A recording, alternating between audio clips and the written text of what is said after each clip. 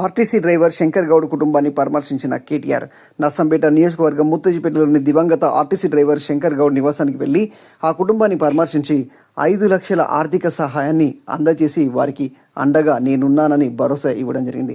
కేటీఆర్ గారి వెంట మండలి ప్రతిపక్ష నాయకుడు మధుసూదనాచారి, ఎంపీ వద్దిరాజు రవిచంద్ర, మాజీ మంత్రులు ఎర్రబెల్లి దయాకర్రావు, సత్యవతి రాథోడ్, మాజీ ఎమ్మెల్యే పెద్ది సుదర్శన్ రెడ్డి, చల్ల ధర్మారెడ్డి, మాజీ ఎంపీ మాలత కవిత ఉన్నారు.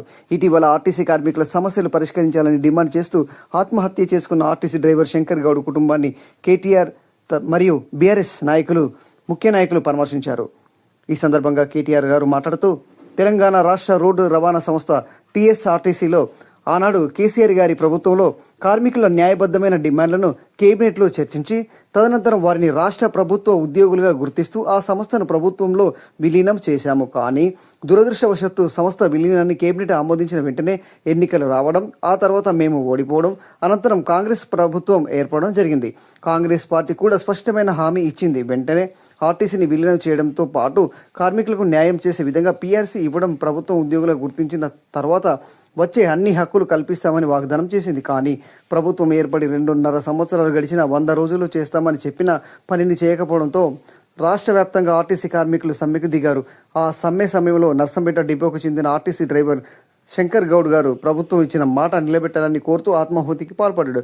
దురదృష్టవశాత్తు శంకర్ గౌడ్ గారు మరణించిన తర్వాత రాష్ట్ర వ్యాప్తంగా మా నాయకులు నర్సంపేటకు వచ్చి ఆ కుటుంబానికి అండగా నిలబడాలని ప్రయత్నిస్తే మమ్మల్ని ఎక్కడికక్కడే అరెస్ట్ చేశారు. మా సుదర్శన్ రెడ్డి గారిని అయితే అంత్యక్రియల రోజున కూడా రానివ్వకుండా 12 రోజులు స్టేషన్లకు తిప్పి చివరకు ఖమ్మం స్టేషన్కి తీసుకెళ్లారు. అక్కడ నిర్బంధించారని వాపోయారు. ఇక్కడ కనీసం ఆ కుటుంబానికి న్యాయం చేస్తారా అంటే ఈరోజు మేము వస్తున్నామని తెలిసి ప్రభుత్వం ప్రకటించిన 10 లక్షల రూపాయలు కూడా ఇన్ని రోజుల తర్వాత గుర్తొచ్చి ఇచ్చారు. మేము కూడా పార్టీ తరపున ఆ కుటుంబానికి ఆర్థిక సహాయం అందించి అండగా ఉంటాం.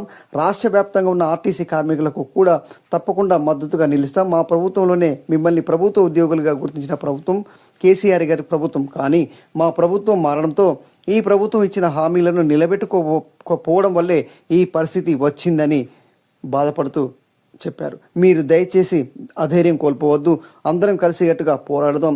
మీకు న్యాయం జరిగే వరకు, కాంగ్రెస్ పార్టీ ఇచ్చిన మాట నిలబెట్టుకునే వరకు మీ తరపున మేము గొంతు విప్పుతూనే ఉంటాం, మీతో కలిసి నడుస్తాం. అయితే ఎవరు శంకర్ గౌడ్ గారిలాగా ప్రాణత్యాగాలు చేయవద్దని, మీ కుటుంబాలకు దుఃఖం మిగిల్చవద్దని మనవి చేస్తున్నాను. ఇలాంటి సమయంలో రాజకీయాలు పక్కన పెట్టి అందరం కలిసి వారి కుటుంబానికి అలాగే ఆర్టీసీ కార్మికులకు అండగా నిలబడదామని కేటీఆర్ గారు ఈ సందర్భంగా గుర్తు చేశారు.